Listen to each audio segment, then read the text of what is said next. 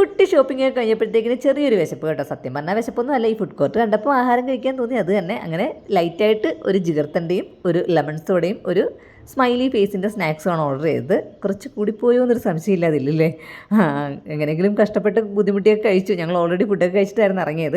അങ്ങനെ ജിഗർത്തണ്ടയ്ക്കുള്ള വെയിറ്റിംഗ് ആയിരുന്നു. ഫസ്റ്റ് അത് കിട്ടും എന്ന് വിചാരിച്ചിട്ട് അവിടെ ഞാൻ വന്ന് വെയിറ്റ് ചെയ്തിരുന്നപ്പം പക്ഷേ ലെമൺ സോഡയാണ് ഫസ്റ്റ് കിട്ടിയത്. ആ കറക്റ്റ് സമയത്ത് തന്നെ എനിക്ക് ജിഗർത്തണ്ടയും കിട്ടിയിട്ടുണ്ടായിരുന്നു. എപ്പോഴത്തേക്കും കൂട്ട് നല്ല ടേസ്റ്റി ആയിരുന്നു. എനിക്ക് ഇതിൻ്റെ ടേസ്റ്റ് ഭയങ്കര ഇഷ്ടമാണ് കേട്ടോ.